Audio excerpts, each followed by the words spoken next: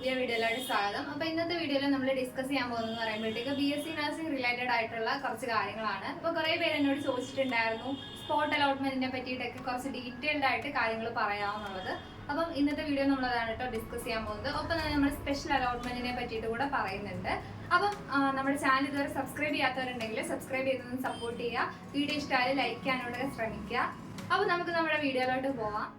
അപ്പോൾ നമ്മൾ ഇന്ന് ആദ്യം തന്നെ പറയാൻ പോകുന്നതെന്ന് പറയുന്നത് എന്താണ് സ്പെഷ്യൽ അലോട്ട്മെന്റ് എന്നുള്ള കാര്യമാണ്. സ്പെഷ്യൽ അലോട്ട്മെന്റ് എന്ന് പറയുമ്പോഴത്തേക്ക് ഒരു സ്പെസിഫിക് ആയിട്ടുള്ള ഏതെങ്കിലും ഒരു കാറ്റഗറിക്ക് വേണ്ടിയിട്ട് നടത്തുന്ന ഒരു അലോട്ട്മെന്റിനെയാണ് നമ്മൾ സ്പെഷ്യൽ അലോട്ട്മെന്റ് എന്ന് പറയുന്നത്.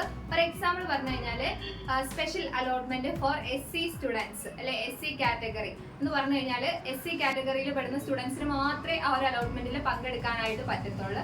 എന്താണെന്ന് വെച്ച് കഴിഞ്ഞാൽ അങ്ങനെ ഒരു അലോട്ട്മെന്റ് നടത്തുന്നത് എന്തുകൊണ്ടാണെന്ന് ചോദിച്ചു കഴിഞ്ഞാൽ ആ ഒരു അലോട്ട്മെന്റ് നടത്തുന്ന സമയത്ത് ആ ഒരു പർട്ടിക്കുലർ കാറ്റഗറിയിൽ മാത്രമേ സീറ്റുകൾ കാണത്തുള്ളൂ. അപ്പൊ എല്ലാ കുട്ടികളോട് വെറുതെ പങ്കെടുത്ത് സീറ്റ് കിട്ടാണ്ട് പോകണ്ട എന്നുള്ളൊരു ഉദ്ദേശത്തോട് കൂടിയിട്ടാണ് ഒരു പ്രത്യേക കാറ്റഗറിക്ക് വേണ്ടി മാത്രം സ്പെഷ്യൽ അലോട്ട്മെന്റുകൾ നടത്തുന്നത്.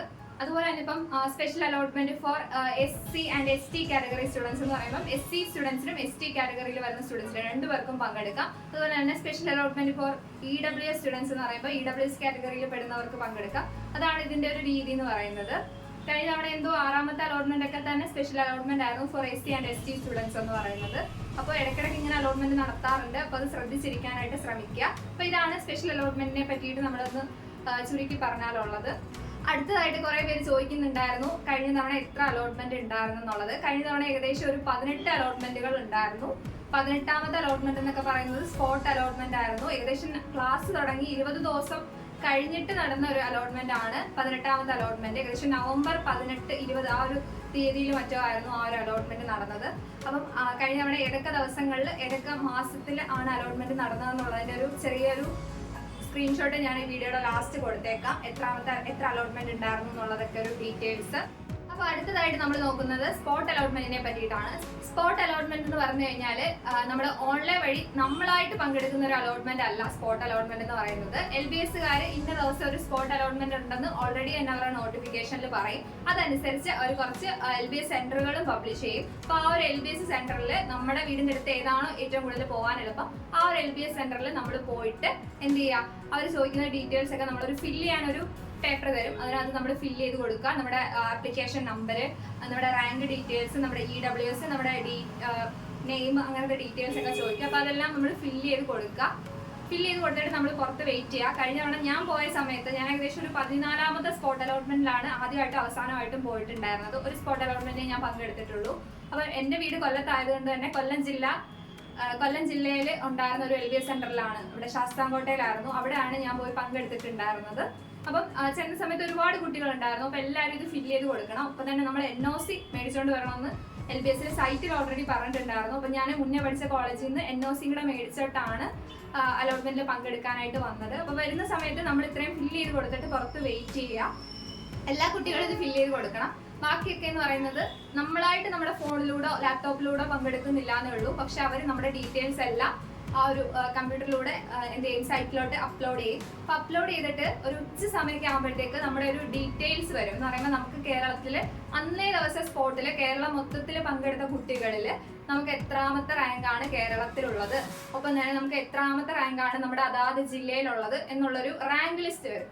അപ്പോൾ ഒരു 1 മണി സമയം ഒക്കെ ആയപ്പോഴത്തേക്കായിരുന്നു ഞങ്ങളുടെ പുറത്ത്, അവിടെ ഒരു റൂമിന്റെ പുറത്തായിട്ട് ഒരു A4 ഷീറ്റ് കൊണ്ടുവന്ന് ഒട്ടിച്ചിട്ടുണ്ടായിരുന്നു. അതിനകത്തായിരുന്നു ഇത്രയും ഡീറ്റെയിൽസ് ഉണ്ടായിരുന്നത്. ഇപ്പം എൻ്റെ റാങ്ക് എന്ന് പറയുമ്പോഴത്തേക്ക് കേരള റാങ്ക് ഏകദേശം ഒരു 70-നും 75-നും ഇടയിലായിരുന്നു. എനിക്ക് കൃത്യമായിട്ട് ഓർമ്മയില്ല. ഏകദേശം ആ ഒരു റാങ്ക് ആയിരുന്നു എൻ്റെ കേരള റാങ്ക്. ഒപ്പം തന്നെ എൻ്റെ കൊല്ലം ജില്ലാ റാങ്ക് എന്ന് പറയുന്നത് 6ാമത്തെ റാങ്ക് ആയിരുന്നു. അപ്പം ഈ ജില്ലാ റാങ്ക് കൊണ്ട് നമുക്ക് പ്രത്യേകിച്ച് ഗുണങ്ങളൊന്നുമില്ല. ബിക്കോസ് അത് വെച്ചിട്ട് നമ്മുടെ ജില്ലയിൽ ഒഴിവുണ്ടെങ്കിൽ നമുക്ക് ആദ്യം കിട്ടും, അങ്ങനൊന്നുമില്ല. നമുക്ക് കേരളത്തിന്റെ റാങ്ക് അടിസ്ഥാനത്തിലാണ് നമുക്ക് കോളേജുകൾ അലോട്ട് ചെയ്ത് തരുന്നത്. പിന്നെ എന്തിനാണ് ഈ ജില്ലാ റാങ്ക് എന്ന് ചോദിച്ചു കഴിഞ്ഞാൽ എളുപ്പത്തിൽ നമ്മളെ വിളിച്ചിരുത്തി കാര്യങ്ങൾ ചോദിക്കാൻ വേണ്ടിയിട്ടുള്ളതാണ്. അപ്പോൾ ഈ ഒരു ജില്ലാ റാങ്ക് വന്നതിന് ശേഷം നമ്മുടെ ഈ ഒരു പേപ്പറിൽ അവരെന്ത് ചെയ്യും, കൊണ്ടുവന്ന് പുറത്തൊട്ടിക്കുന്ന പോലെ നമ്മുടെ ഓരോ കുട്ടികളുടെയും റാങ്കും, കേരള റാങ്ക്, ജില്ലാ റാങ്ക്, ഒപ്പം തന്നെ നമ്മുടെ ഏത് കോളേജിലെങ്കിലും നമ്മൾ മുന്നേ ജോയിൻ ചെയ്തിട്ടുണ്ടെങ്കിൽ ആ കോളേജിന്റെ ഡീറ്റെയിൽസും ഒട്ടിക്കുന്നതായിരിക്കും. അപ്പോൾ ഇത് ഒട്ടിച്ചതിന് ശേഷം പിന്നെ ഒരു 1/2 മണിക്കൂറൊക്കെ വെയിറ്റ് ചെയ്തപ്പോഴത്തേക്ക് അവർ എന്ത് ചെയ്തു, കേരളത്തിൽ ഏതൊക്കെ കോളേജിൽ എത്രയൊക്കെ സീറ്റ് വീതം ഒഴിവുണ്ടെന്നുള്ളൊരു കാര്യം കൂടെ അവരവിടെ കൊണ്ടുവന്ന് ഒട്ടിക്കും ഒരു A4 ഷീറ്റിൽ. അപ്പോൾ അതനുസരിച്ച് ഞാൻ നോക്കിയപ്പോൾ ഏകദേശം ഒരു ജനറൽ കാറ്റഗറിയിൽ എന്തോ 2 സീറ്റ് എന്തോ ഒഴിവുണ്ടായിരുന്നുള്ളൂ. പിന്നെ ST SC കാറ്റഗറിക്ക് ഓരോ സീറ്റ് വീതം ഏതോ 2 ഗവൺമെന്റ് കോളേജിൽ ഒഴിവുണ്ടായിരുന്നു. അപ്പോൾ തന്നെ EWS ഒരു സീറ്റ് ഒഴിവുണ്ടായിരുന്നു. ഇത്രേ ഒഴിവുണ്ടായിരുന്നുള്ളൂ. അപ്പം ഞാൻ പോയതെന്ന് വെച്ച് കഴിഞ്ഞാൽ ഗവൺമെന്റ് കോളേജിലോട്ട് ഉള്ള സീറ്റിൽ പങ്കെടുക്കാൻ വേണ്ടിയിട്ടായിരുന്നു. അപ്പം എൻ്റെ മുന്നിൽ ഇത്രയും സീറ്റ് മാത്രമേ ഉള്ളൂ. അത് എനിക്ക് കിട്ടുമോയെന്ന് അറിയത്തില്ല. എൻ്റെ മുന്നിൽ 70-something പേര് മുന്നേ നിൽപ്പുണ്ട്. അപ്പം ഞാനവിടെ വെയിറ്റ് ചെയ്തു. അപ്പം ഇനി എങ്ങനെയാണ് ബാക്കിയുള്ള കാര്യങ്ങൾ എങ്ങനെയാണ് നടക്കുന്നതെന്ന് ചോദിച്ചു കഴിഞ്ഞാൽ, കേരളത്തിൽ 1ാം റാങ്ക് കിട്ടിയ ഏതോ ഒരു കുട്ടി LBSന്റെ ഏതോ ഒരു സെന്ററിൽ ഇരിപ്പുണ്ട്. അപ്പോൾ ആ ഒരു കുട്ടിയോട് ചോദിക്കും, ഇന്ന കോളേജ് ഒഴിവുണ്ട്, ആ കോളേജ് വേണോ വേണ്ടായോ എന്നുള്ളൊരു കാര്യം. അപ്പോൾ ആ ഒരു കുട്ടിക്ക് ഇപ്പം കാസർഗോഡ് സീറ്റ് ഒഴിവുണ്ടായിരുന്നു. അപ്പോൾ ആ ഒരു കുട്ടിക്ക് കാസർഗോഡ് നഴ്സിംഗ് കോളേജിൽ വേണം എന്നുണ്ടെങ്കിൽ എന്ത് ചെയ്യും, അപ്പം തന്നെ കാസർഗോഡ് നഴ്സിംഗ് കോളേജ് കൊടുക്കുകയാണ്. നമ്മൾ ഏറ്റവും അടുത്ത ദിവസം പോയിട്ട് അവിടെ ജോയിൻ ചെയ്യണം. അതാണൊരു രീതി എന്ന് പറയുന്നത്. ഇപ്പോൾ ഓൾറെഡി ആ കൊച്ചിന് ഇപ്പോൾ കോട്ടയം നഴ്സിംഗ് കോളേജിൽ കിട്ടിയതാണെന്ന് ഇരിക്കട്ടെ. അപ്പോൾ എന്ത് ചെയ്യാം, ആ ഒരു സമയത്ത് വേണമെങ്കിൽ ആ കൊച്ചിന് കാസർഗോഡ് സീറ്റ് ഒഴിവുള്ളത് കൊണ്ട് തന്നെ ആ ഒരു കുട്ടിക്ക് എന്ത് ചെയ്യാം, കാസർഗോഡ് കോളേജിലോട്ട് സീറ്റ് വേണമെങ്കിൽ മാറ്റിയെടുക്കാം. അപ്പം എന്ത് ചെയ്യും, ഒരു സീറ്റ് കോട്ടയം നഴ്സിംഗ് കോളേജിൽ ഒഴിവ് വരും. ഇതാണൊരു രീതി എന്ന് പറയുന്നത്. അപ്പോൾ ഏകദേശം ഒരു എൻ്റെ കൊല്ലം ജില്ലയിൽ എൻ്റെ 6ാമത്തെ റാങ്ക് ആയിരുന്നു. അപ്പോൾ എന്നെക്കാളും മുന്നേ ഉണ്ടായിരുന്ന 5 റാങ്കുകാർക്ക് ഏതെങ്കിലും ഒരു ഗവൺമെന്റ് നഴ്സിംഗ് കോളേജിൽ ഓൾറെഡി കിട്ടിയതായിരുന്നു. അപ്പം ഒരു 5ാമത്തെ റാങ്ക് ഉണ്ടായിരുന്ന കുട്ടീനെ വരെ അകത്ത് വിളിച്ചിരുത്തി അവർ ചോദിക്കും ഇന്ന പോലെ കോളേജ് വേണോന്നൊക്കെ. അങ്ങനെയൊക്കെ ചോദിച്ച സമയത്ത് കാസർഗോഡൊക്കെ വേണമെന്ന് ചോദിച്ചിട്ടുണ്ടായിരുന്നു. അപ്പോഴും സീറ്റ് ഒഴിവുണ്ടായിരുന്നു. ആ കുട്ടിക്ക് എന്തോ കേരള റാങ്ക് 40-50 ആ റേഞ്ച് എന്തോ ആയിരുന്നു.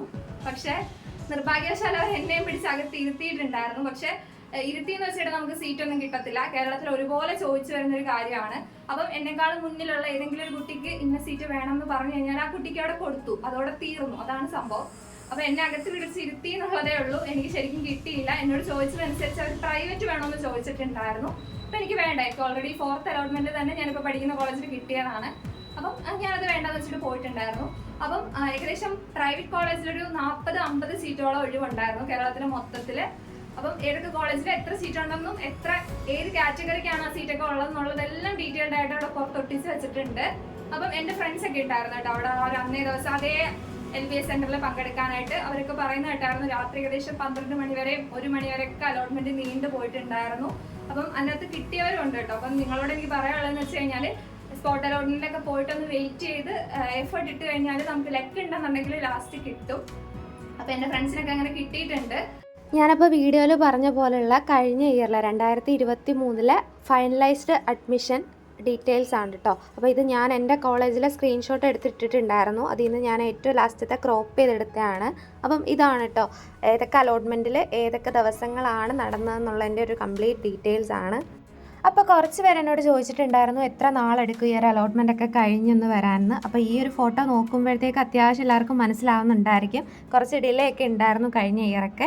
അപ്പം ഏകദേശം ഈ ഒരു സമയമൊക്കെ എടുക്കാറുണ്ട്. ഒരു 2 month to 3 month ഒക്കെ എടുക്കാറുണ്ട് എല്ലാ അലോട്ട്മെൻറ്റും കഴിയുമ്പോഴത്തേക്ക്. അപ്പോൾ എൻ്റെ ക്ലാസ് തുടങ്ങിയെന്ന് പറയുമ്പോഴത്തേക്ക് നവംബർ 1-ാം തീയതി ആയിരുന്നു. അപ്പം ഞാൻ പങ്കെടുത്ത ആ ഒരു സ്പോട്ട് അലോട്ട്മെൻ്റ് എന്ന് പറയുന്നത് 14ാമത്തെ അലോട്ട്മെൻ്റ് ആണ്. 30 ഒക്ടോബർ 2023 നടന്നത്. അപ്പോൾ ഇതിൽ നോക്കിയാൽ നമുക്ക് മനസ്സിലാവും ഫസ്റ്റ് 3 അലോട്ട്മെൻറ്റ്സ് ഒഴിച്ച് ബാക്കിയെല്ലാം ഒന്നെങ്കിൽ സ്പെഷ്യൽ അലോട്ട്മെൻറ്റ് അല്ലെങ്കിൽ സ്പോട്ട് അലോട്ട്മെൻറ്റ് എന്നായിരിക്കും കൊടുത്തിരിക്കുന്നത്. പക്ഷേ അതിൻ്റെ മീനിങ് ഒരിക്കലും ആ ഒരു സ്പെഷ്യൽ അലോട്ട്മെൻറ്റിൽ നമുക്ക് എല്ലാ കാറ്റഗറിക്കാർക്കും പങ്കെടുക്കാൻ പറ്റത്തില്ല എന്നല്ല.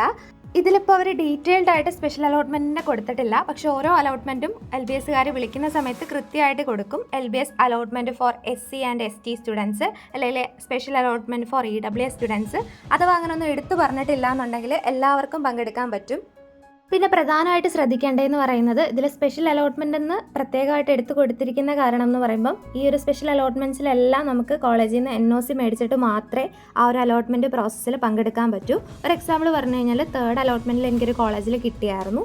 ഞാൻ 4th അലോട്ട്മെൻറ്റിൽ പങ്കെടുക്കുന്നതിന് മുന്നേ തന്നെ 3rd അലോട്ട്മെൻറ്റിൽ എനിക്ക് കിട്ടിയ കോളേജിൽ നിന്ന് NOC മേടിച്ച് അപ്ലോഡ് ചെയ്തിട്ടാണ് പങ്കെടുത്തത്. സോ അത് ശ്രദ്ധിക്കുക. അപ്പോൾ ഇത്രയേ ഉള്ളൂ നമ്മുടെ വീഡിയോ. ഇഷ്ടമായാലും ലൈക്ക് ചെയ്യുക, കമൻറ്റ് ചെയ്യുക, സബ്സ്ക്രൈബ് ചെയ്യുക. ബൈ.